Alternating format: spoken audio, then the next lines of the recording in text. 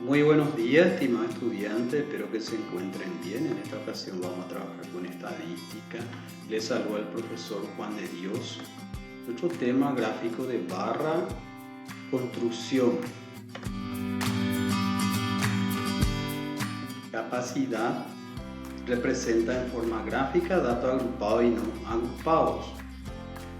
Indicadores: tomo conciencia de la utilidad que tiene el gráfico de barras para interpretar datos estadísticos. Construyo un gráfico de barras desde planteamientos, datos. Reconozco las características de un gráfico de barras. Primeramente tenemos que tener cierto conocimiento de los conceptos de gráfico estadístico y también tenemos que conocer un poco lo que es gráfico de barras. Para ello vamos a la parte teórica, la parte de literatura que nos presenta lo que es gráfico estadístico. Dice: un gráfico en estadística es un dibujo con los datos obtenidos de un estudio u observación que nos da una idea global de la información, ya que distingue en ellos algunos detalles que no se podrían notar con el solo examen de los valores numéricos, por lo tanto ayudan a sacar conclusiones. Entonces, para interpretar nos serviría un gráfico estadístico. Dice: es muy importante indicar en el gráfico el título, las variables, la escala utilizada, la fecha en que se obtuvieron los datos y el origen de los mismos. Gráfico de barras. Está formado por barras generalmente rectangulares, de igual base y separada a la misma distancia, una por cada característica estudiada. La longitud de la barra es proporcional a la frecuencia de cada modalidad observada. Se utiliza especialmente cuando se refiere a variables cualitativas o cuantitativas discretas. En un gráfico de barra compuesta se pretende representar más de una característica de una variable. Para graficar barras verticales debemos tener en cuenta dos valores muy importantes, que son las variables: datos no agrupados o marca de clase datos agrupados, los cuales van en el eje horizontal del gráfico, y la frecuencia absoluta F, que van en el eje vertical. Entonces vamos a notar eso en un gráfico de barra. Para barras horizontales, las variables o marca de clase van en el eje vertical y la frecuencia en el eje horizontal. Se invierte en este caso cuando se trata de barras horizontales. Son situaciones que se pueden presentar cuando hablamos de gráfico estadístico y en especial gráfico de barra. Actividad de evaluación. En esta parte ya se presentan las actividades para el estudiante y vamos a ir haciendo paso por paso juntos para que pueda entender mejor, ya que tener un audiovisual del docente nacional, y eso te va a ayudar también para la interpretación. Y en esta parte vamos a trabajar con tu actividad. Dice: número 1, el primero, la escuela número 137 de Pirayó está planificando la implementación de talleres para padres, y para conocer los temas que le gustaría tratar se aplicó una encuesta a 50 padres. Primer tema que se abordó: cómo educar a hijos pequeños, problemas de adaptación y agresividad en los más pequeños. Tercer tema: conflictos familiares. Cuarto: cómo influyen los programas de TV en la formación de mi hijo. Y el quinto tema: economía familiar. Muy bien, a partir de los datos obtenidos se elaboró una tabla, siguiente tabla de frecuencia que visualizamos en esta parte. En esta columna están los talleres de padres, que serían estos temas que se abordó en este encuentro. La frecuencia absoluta, notamos acá que 3 padres eligieron este tema, ¿verdad? Tema 1, y 20 padres eligieron tema 2, y así sucesivamente. Y n es la cantidad total de datos. Bien, lo que nosotros vamos a hacer en esta parte, a partir de esta tabla, es completar. Elaboro la siguiente tabla de frecuencia. En esta parte necesitamos calcular la frecuencia relativa, y para la frecuencia relativa sabemos que tenemos que dividir la frecuencia absoluta entre la cantidad total de datos. Entonces en esta parte vamos a hacer en la calculadora haciendo 3 dividido 50. Entonces vamos a ir obteniendo la frecuencia relativa. Hacemos clic sobre esa tecla, entonces ahí ya vamos teniendo lo que es la frecuencia relativa. Y completamos en esta parte y así sucesivamente vamos a ir haciendo. Después 20 dividido 50 y obtenemos el siguiente valor, 2 dividido 50 y obtenemos el valor 0,04, 15 dividido 50 y todo esto podemos hacer en la calculadora como veíamos anteriormente, ¿verdad? Entonces completamos en esta parte la frecuencia relativa. Y para obtener la frecuencia porcentual, también en la calculadora podemos nosotros colocar la frecuencia relativa. Bien sabemos para obtener la frecuencia porcentual debemos de multiplicar por 100.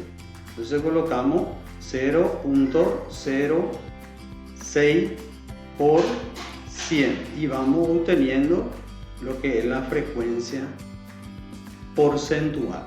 Y completamos en esta parte, ¿sí? Entonces vamos completando 6%, 40%,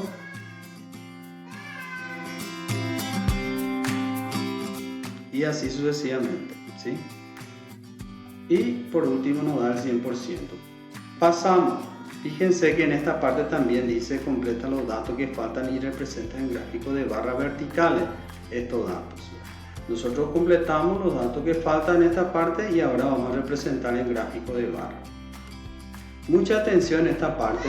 Ustedes tienen su cuaderno, entonces van a trazar un eje vertical en esta parte y otro eje horizontal, que este eje vertical representa la frecuencia absoluta y este eje vertical representa las variables, que sería en este caso talleres para padres. Primero, este gráfico representa a tema 1 y fíjense que tema 1 se extiende, hasta qué punto se extiende tema 1. Vamos a analizar un poco nuestro cuadro, tema 1 hasta 3, ¿verdad? Entonces, en esa parte nosotros colocamos el punto y dibujamos un rectángulo, ¿sí? Un rectángulo.